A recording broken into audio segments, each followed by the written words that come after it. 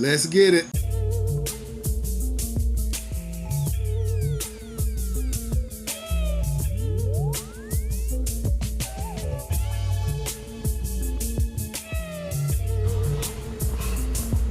It's an absolutely gorgeous day here in the Carolinas. And I guess this would be one of the days we would say, by your own perception, of what a glorious day is. And notice I didn't say looks like, because it's been storming here in the Carolinas the last 2.5, 3 days. We were able to get out on Monday and get us in 12 good solid miles on our ride and get in our thought for the day. However, yesterday we didn't get no let up on the storm. So we took that day out to fast and pray.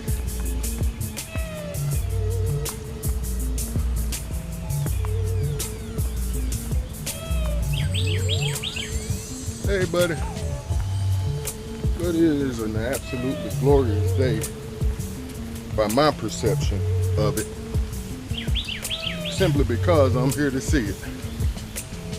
Let me tie my shoe.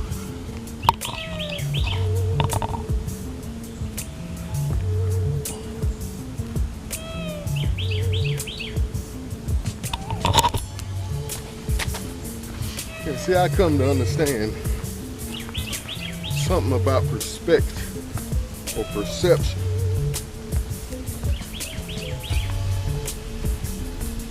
Perception is something that's shaped and formed by your past history, or should we say what we've been through.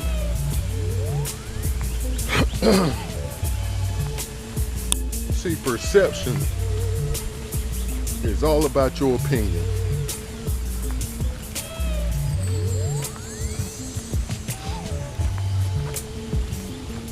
See, some people would look at this day and say it's an old dreary day, if that's saying it right.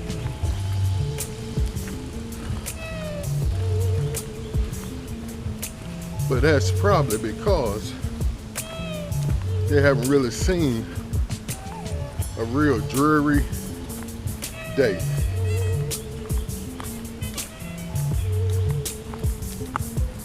See, I've seen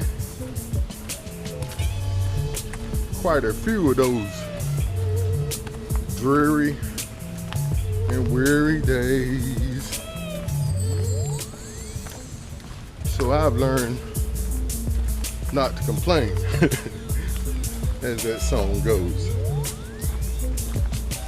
but to see the brightness in the day, or the bright side of it.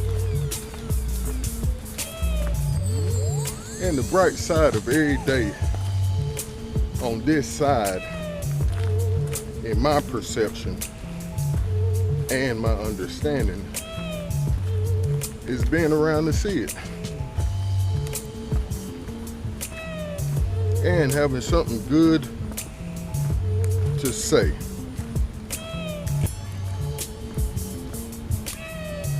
Because if you can have a good idea or a good thought on them bad, horrible days, I shouldn't even say bad, horrible days, but in those seemingly hard days, and then those seemingly gorgeous, beautiful days,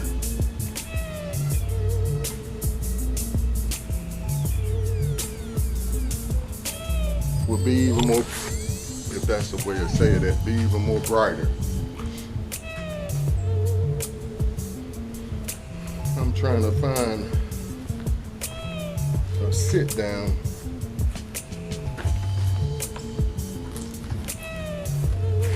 so I can get my hind part too wet. It seems that All of these benches are wet. When I say all praises to the highest,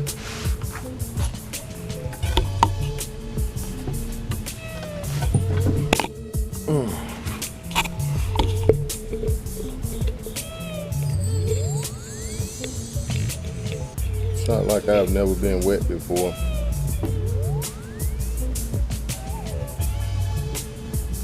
I did have an absolutely great thought today. Well, first let me say I hope everyone is well, as we always like to say, and that you too are able to get out and enjoy this beautiful day the Most High has given us, in order to rejoice and be glad in it. And as I was thinking about this thought today, the Most High put that on my mind to say that that is a command.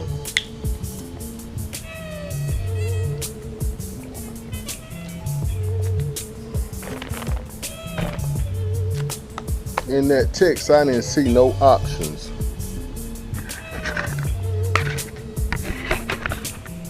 Of if we could rejoice and be glad or not.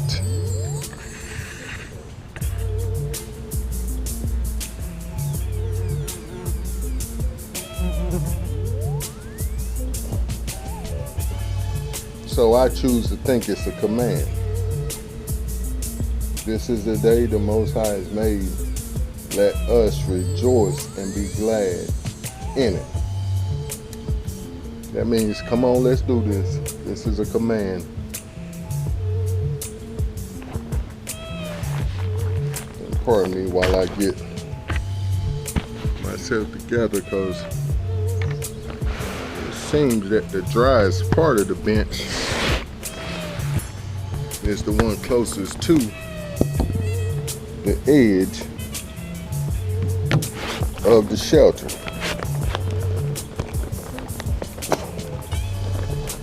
And that reminds me of my study this morning over in the night that was speaking on He will hide us in His pavilion.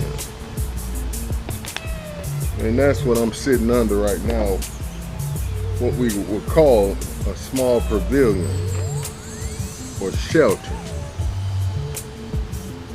And that lends itself to my thought for today, but I don't want to get too far ahead of myself. I think the Most High, we're still covered. It's still raining. We're right under the shelter. Yeah, I hope everyone is well today, as we always love to say, and that you too are able to get out and enjoy this day. I'm hoping you are able to get out and enjoy some fresh air, sunshine if it's in your neck of the woods, and the fresh air if that's in your neck of the woods. But to get out and enjoy some exercise today. And in doing so, getting that heart rate up for at least an hour, as is recommended by the American Heart Association, who adopted a study that was made by a group of doctors and a group of nutritionists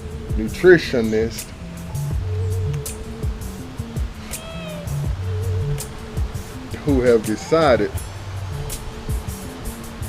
that the former or prior 30 minutes a day needed to be doubled, and in some cases quadrupled. And I think it's all because of the shutdowns and people being in the house, not moving at all. I think that study was done by, the prior one was by folks working a regular 8 to 12 hour day of work, where they're doing moderate movement throughout the day. But I think it was saying that you need to get that heart rate up 30 minutes a day thereafter.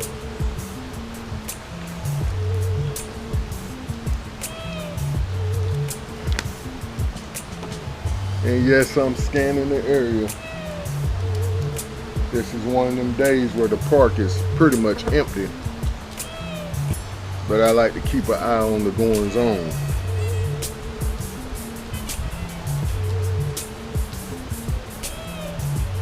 And as I was saying, I have a great thought I want to share today.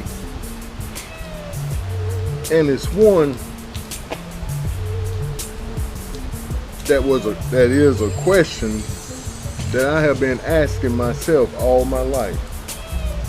I wouldn't just say myself, but asking the Heavenly Father, the Most High, Yahuwah,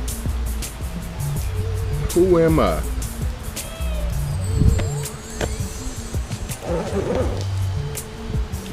And that's my thought for today. Who am I? And this thought is a whole lot deeper than who just I am as an individual. But we're going to look at it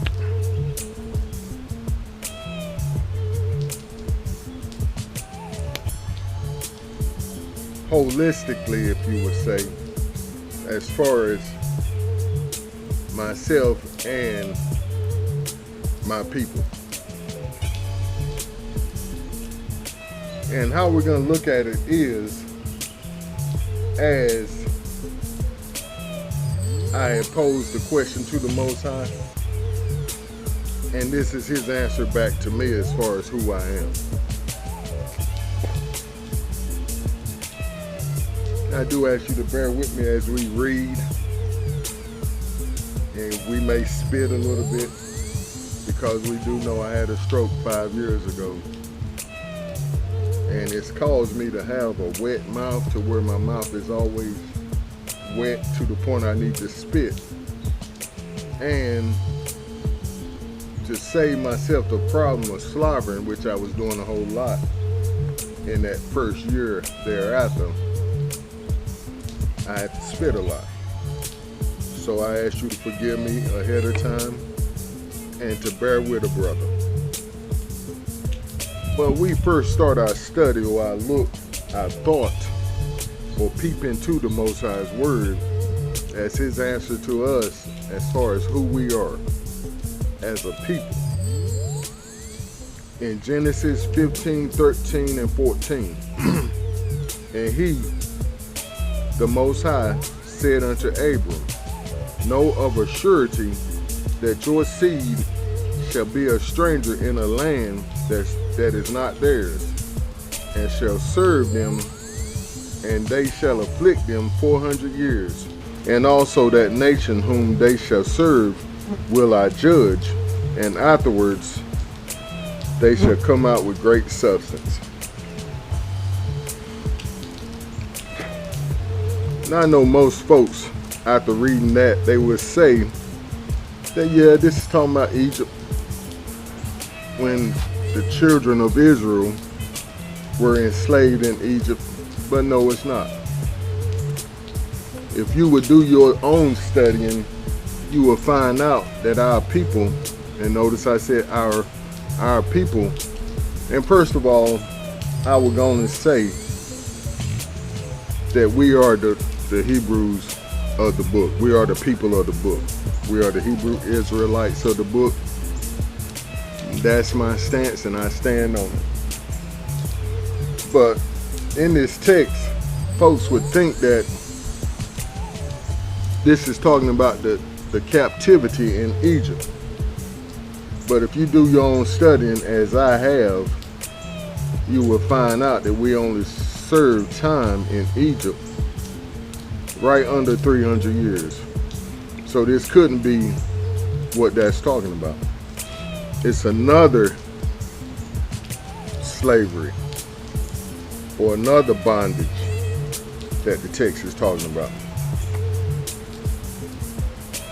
And then Deuteronomy 28, 15, verse 15 and verse 28 kind of gives us the answer. and the why. It says, but it shall come to pass, if you will not hearken unto the voice of the Most High Elohim, to observe to do all his commandments and his statutes, which I command you this day, that all these curses shall come upon you and overtake you. So that's pretty much answering the question of why we were sent into bondage.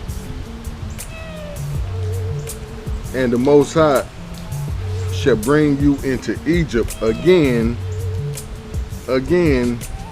with ships, by the way whereof I spoke unto you. And I want you to notice those few, that one sentence. And the Most High shall bring you into Egypt again. And what is Egypt again? With ships. Oh boy. Now that asks a question within itself. If this was the first Egypt, it would have said he would take you into Egypt, period. But this is Moses talking. This isn't Abram. This is Moses now. And it's actually when our ancestors was just coming out of Egypt.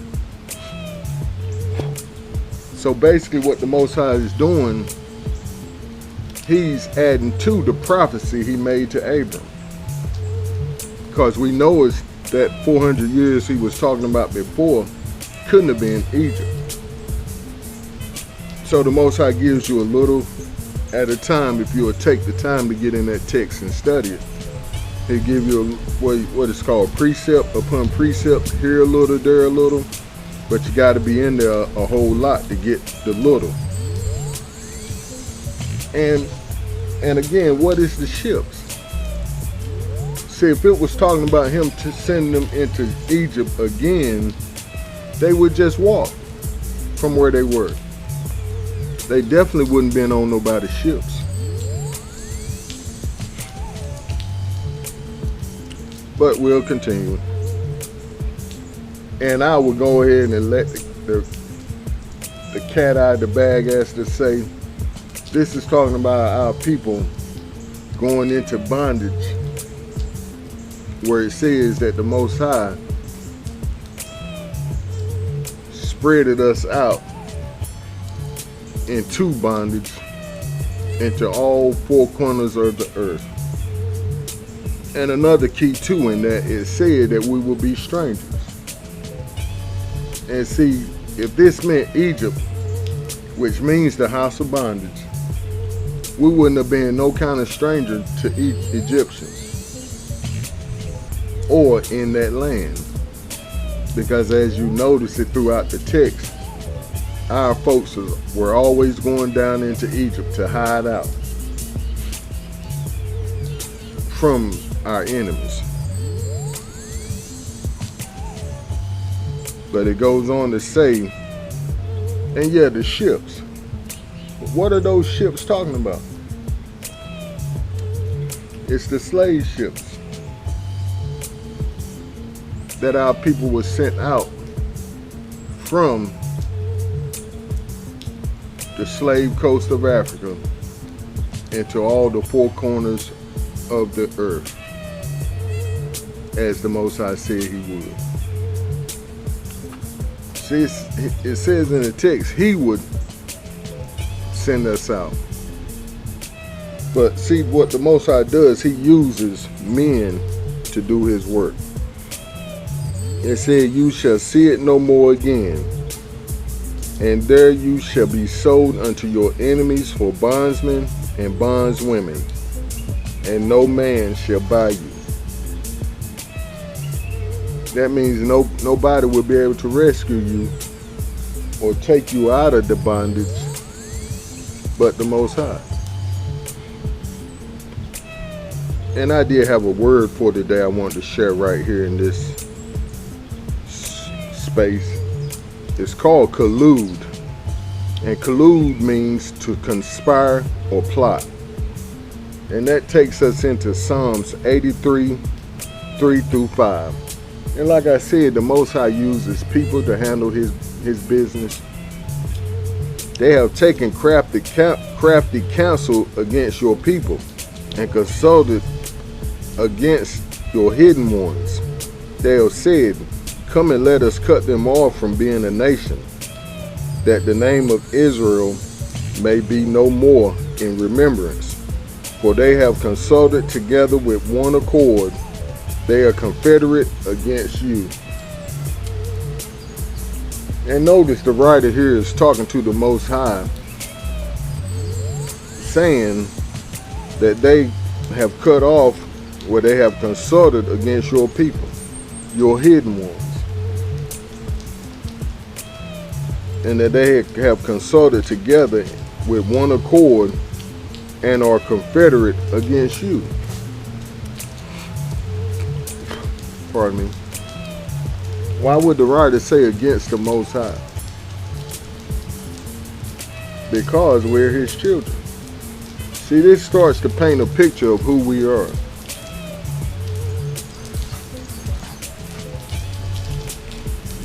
Oh boy.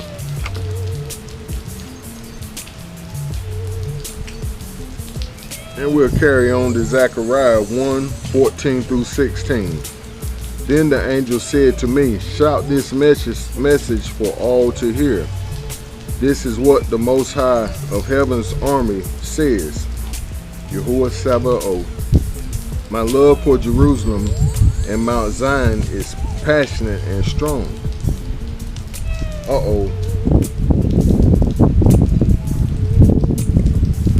But I am very angry with the nations that are now enjoying peace and security.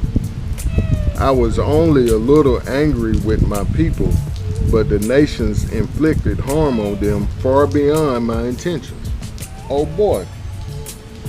So this goes on to tell us and continue painting the picture that the Most High uses other folks to handle his business. Or we can say his dirty work. And or to punish his people. Pardon me. We already went through the formalities of the spitting.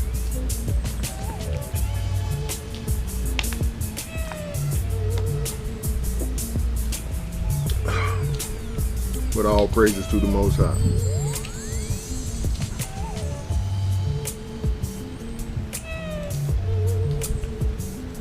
And see, the Most High used the other nations of the world to disperse his people into bondage.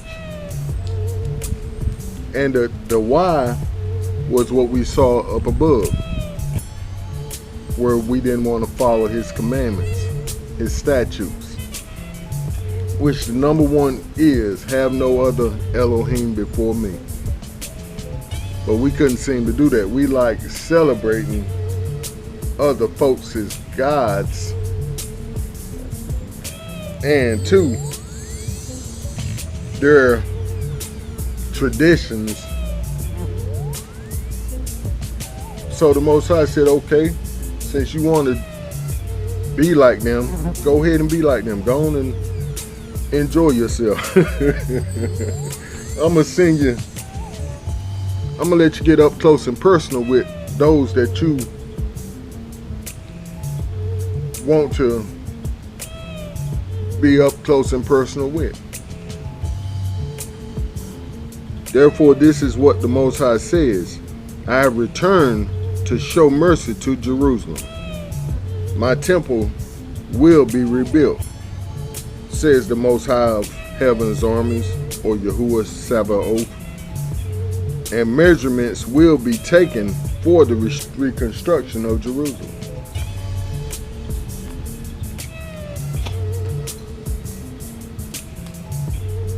And I do want to mention that this is a physical Jerusalem as well as a spiritual Jerusalem, his people. See, it says in the text that the Most High will inhabit his people. He will dwell in his people, that we are his temple. He is the treasure that we hold in this container, or should we say jars of clay, like the text says. And then we go on over to Ezekiel 37. The hand of the Most High was upon me, and carried me out in the spirit of the Most High, and set me down in the midst of the valley, which was full of bones, and caused me to pass by them round about. And behold, they were very many in the open valley, and lo, they were very dry. Now see, this is what we would call a graveyard, full of dry bones. Pardon me. And when we see a graveyard with dry bones, that means there is no kind of life in it. That means they are very dead, or really dead, if that's the right way to say that. And he said unto me, Son of man, can these bones live? And I answered, Most High, you know it. And again he said unto me, Prophesy unto these bones, and say unto them, O you dry bones, hear the word of the Most High. Thus says the Most High your Elohim unto these bones, Behold, I will cause breath to enter you, to enter into you, and you shall live.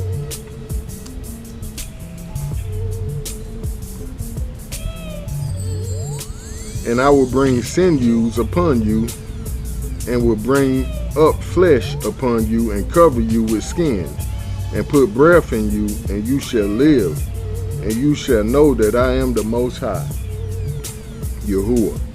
So I prophesied as I was commanded, and as I prophesied there was a noise, and behold, a shaking, and the bones came together, bone to bone. And when I beheld, lo, the sinews and the flesh came up upon them, and the skin was covered, and the skin covered them above, but there was no breath in them.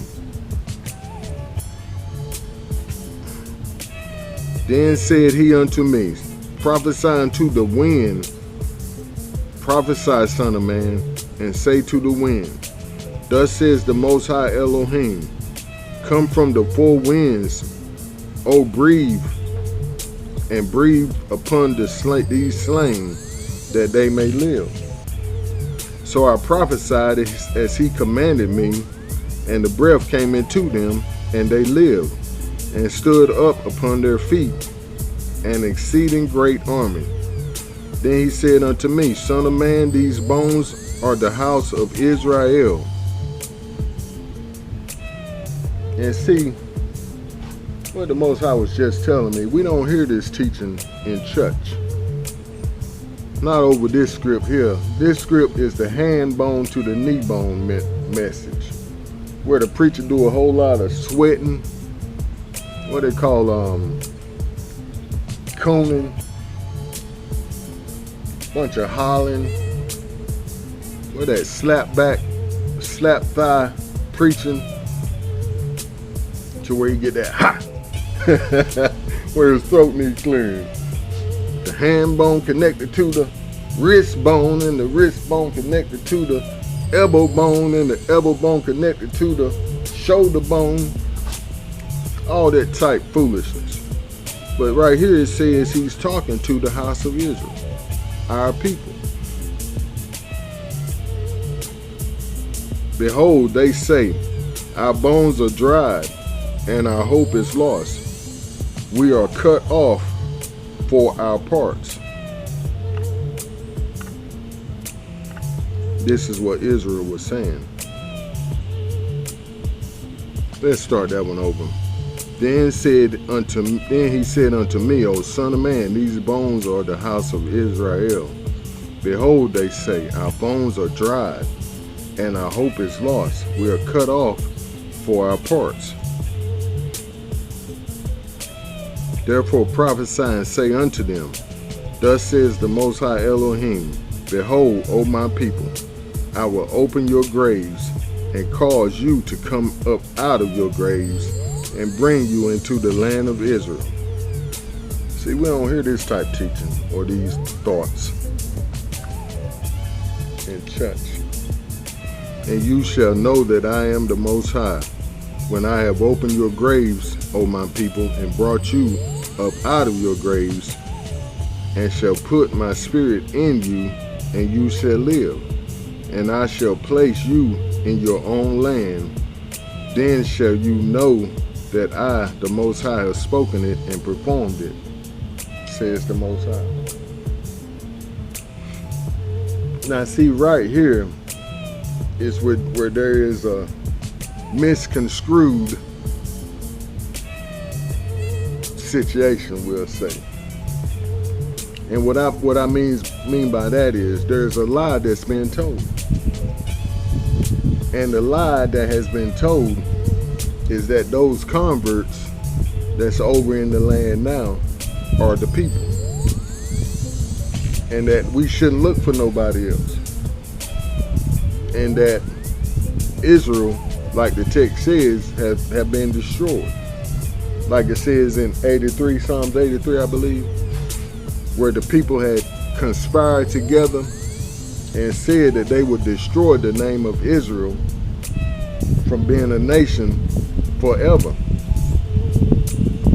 But see, the Most High had already put out a prophecy, and he backed that prophecy through Moses. He put out the prophecy with Abram and then backed it up with Moses,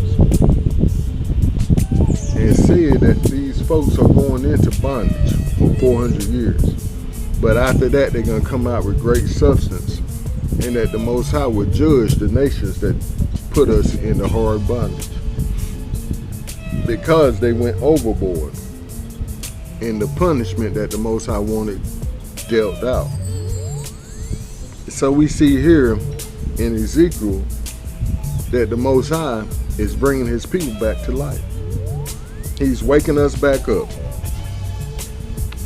And as we see in Baruch 2:30, for I knew that they would not hear me. And this is pretty much talking about us, folks. And you know he's talking about us, folks, because of the next sentence. Because it is a stiff-necked people. Oh boy. We are the hard-headed folks in history. We don't want to get it. We never wanted to get it. And we would never get it if it weren't for the Most High's intervening in our lives. But it says, but in the land of their captivity, they shall remember themselves.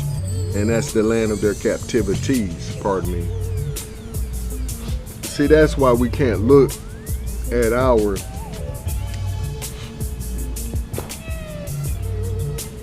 captivity or our, what's the word? Our circumstances as just one nation. Or just one land, like folks would say that America is the Babylon or America is the Egypt. Yes, our country has a big part of, or this nation has a great part of it, but it's not alone.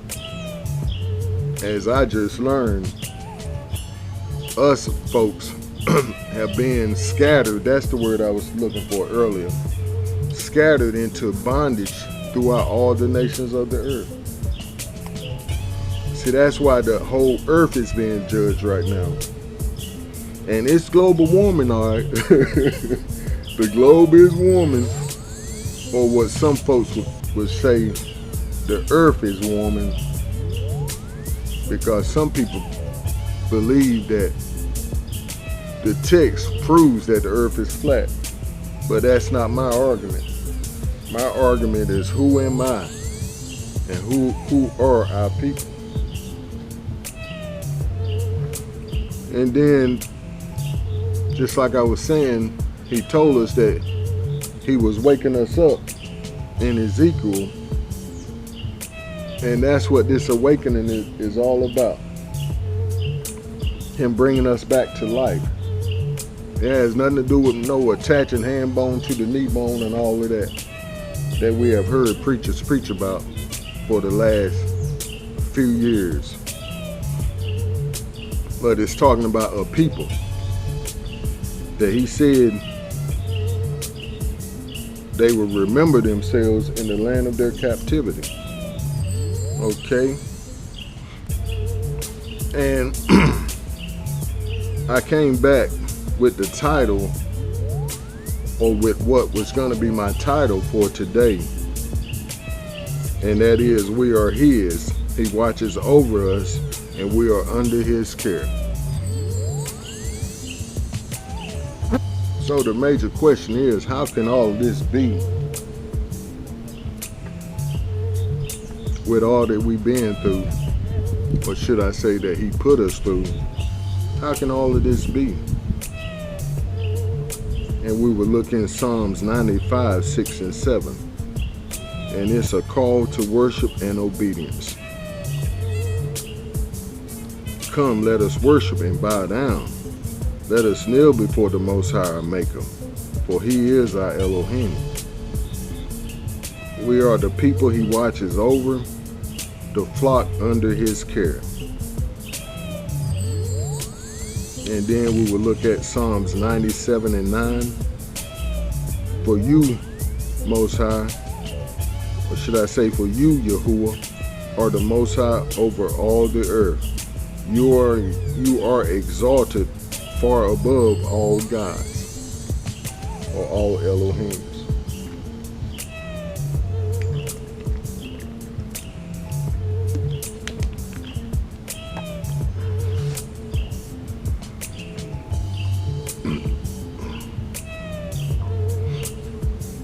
And I had a couple of words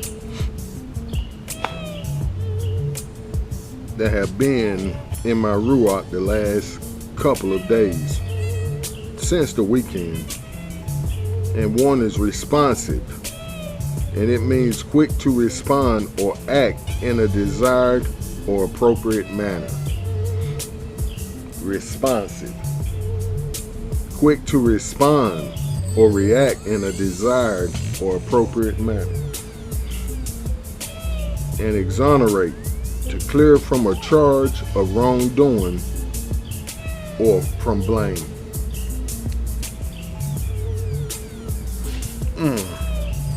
And as I just said, this is a call, pardon me, this is a call to worship and obedience. Pardon me, people, or should I say good people.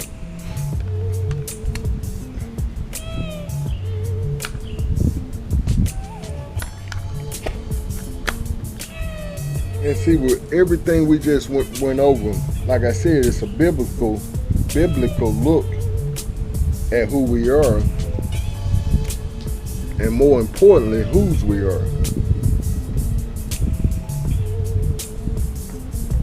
Because as the Most High told me quite a few months now,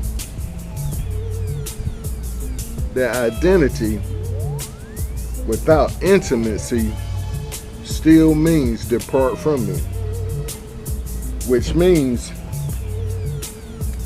we can know who we are as a people, but if we don't take the time to get to know the Most High and his will and desire for us as his people, then at the end of the day, or should we say the judgment day, he's still going to say, depart from me. And see, a lot of folks, like the text says, are going to be saying, well, Lord, Lord, didn't we do this in your name? Didn't we do that in your name? Then we prophesy, then we cast out devils. And see, all these things, yeah, they matter. But the most important thing matters, like I said in a recording not too long ago, maybe a week or two ago, the Most High doesn't care about what your preacher is doing or your pastor is doing. What he is concerned about is what did he ask you to do. And see, that's why he told me in 2 recordings He said, stay in your lane. And then just last week, he came back and told me again, stay in your lane again. Basically, like, didn't I tell you to stay in your lane? And see, the Most High will remind us of the importance of staying in his perfect place or secret place, as the name of our room, or what you call it, our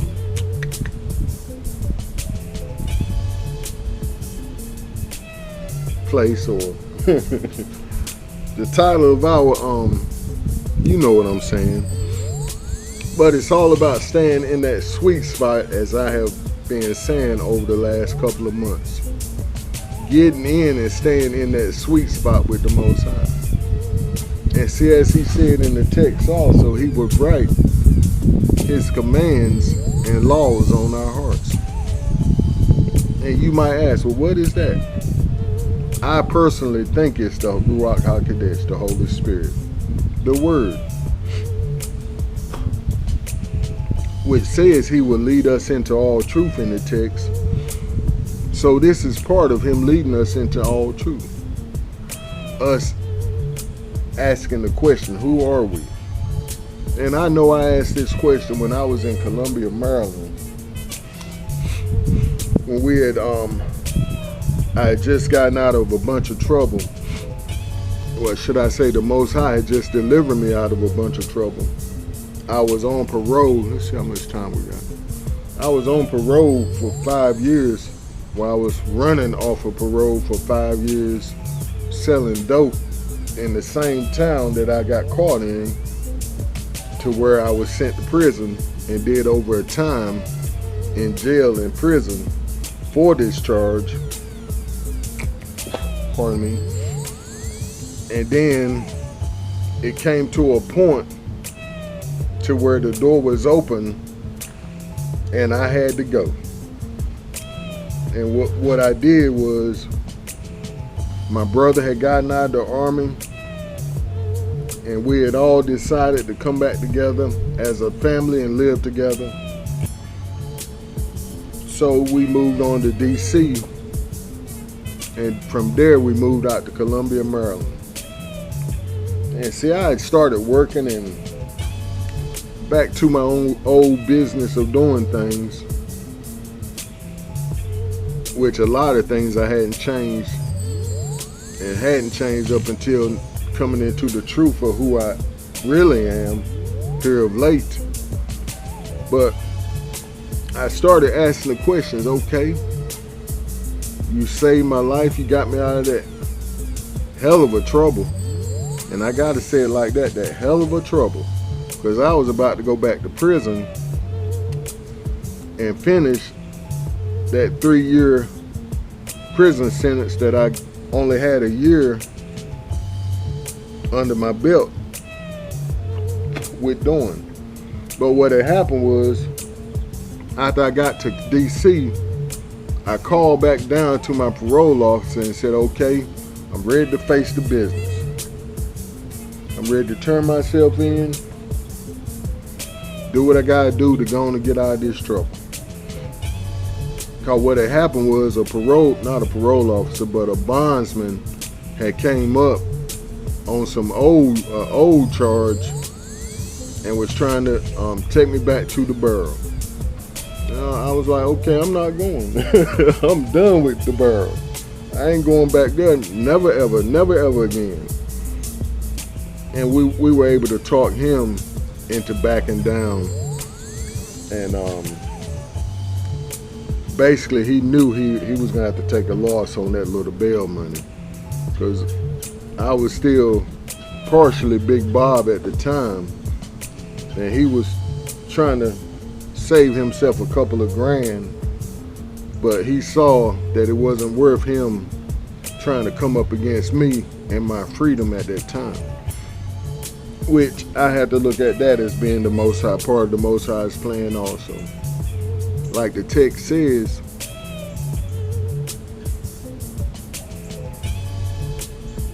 what's the text? all things work together for the good of those that are called according to his purpose and those that love him.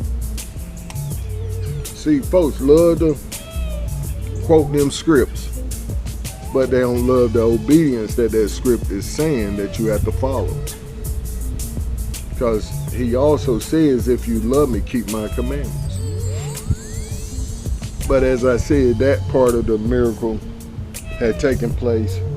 So I said, okay, and getting that wisdom from a whole group of folks, my family, it was like, Bob, you need to turn yourself in.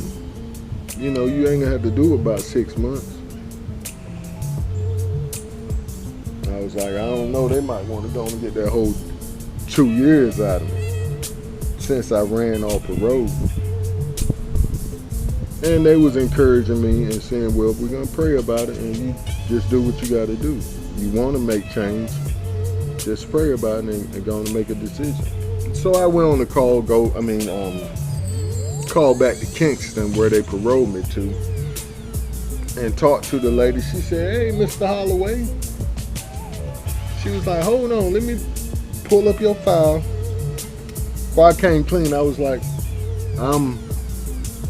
I ran off parole. I got into a situation where I was staying with my family. It didn't work out.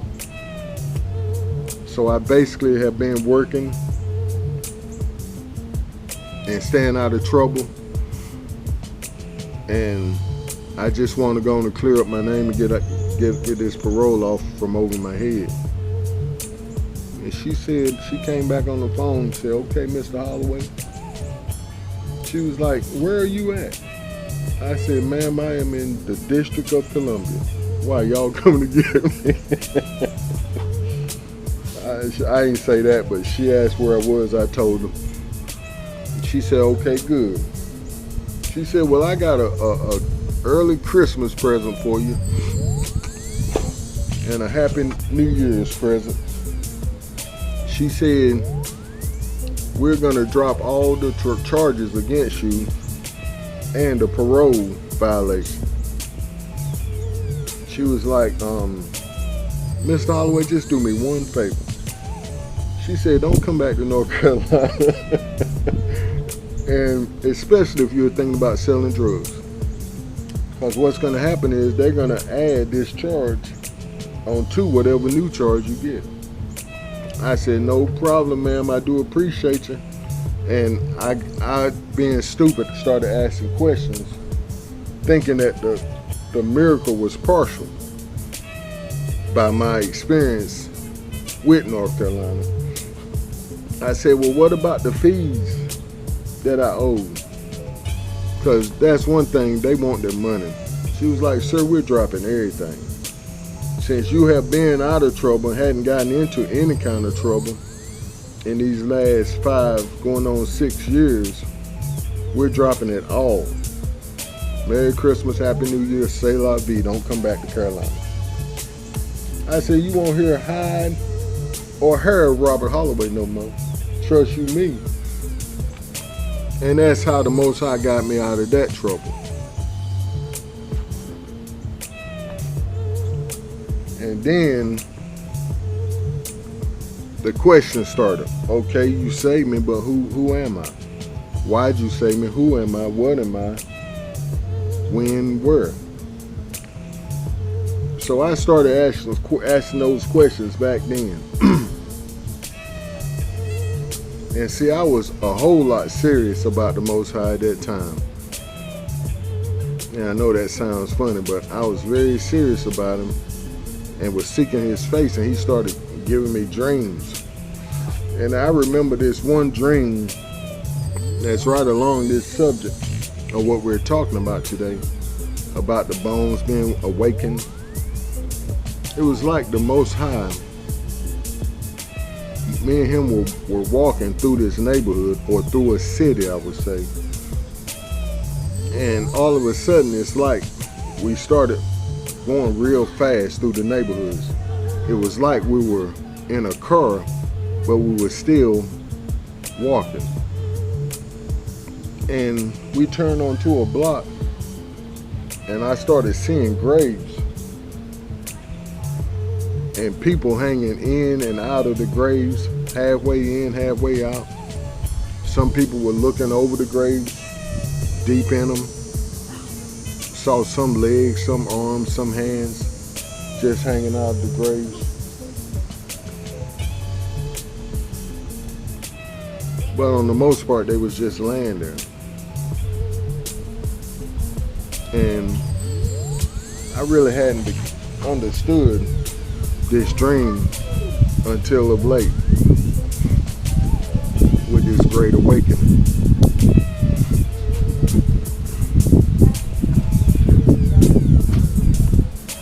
Well, we have company here under this shelter, so we can get on going, get on this bike, most high willing, get us 10 miles in if the weather hold up.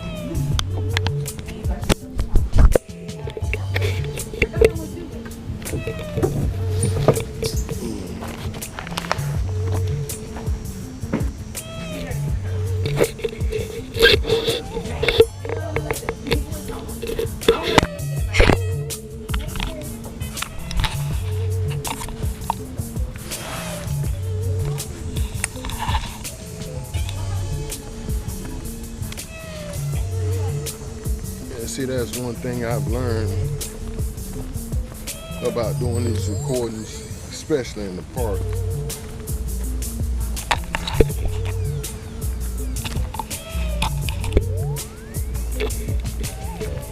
That I shouldn't get offended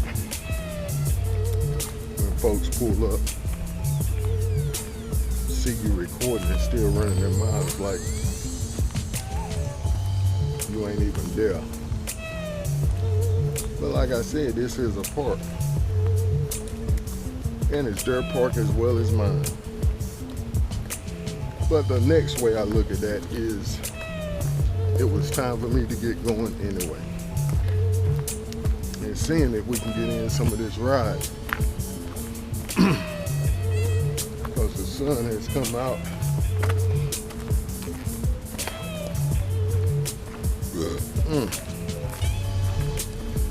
And we already missed a full day.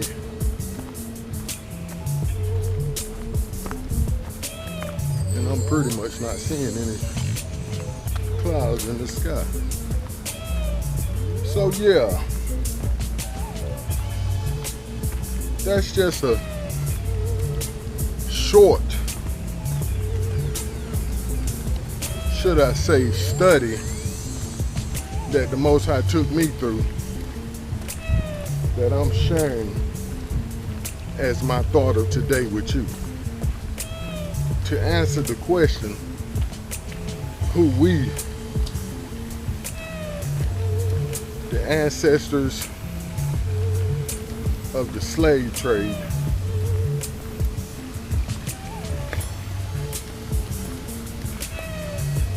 who we are as a people. Because as I've noticed in my own personal life, it's hard to move forward until you go back a few steps. And what I mean by that is going back to the beginning or to the source of who you really are. See, truth be told, folks would have us believe that our history started just 400 years ago. But the whole point is, it's good that they would admit that we have been in bondage for the last 400 years.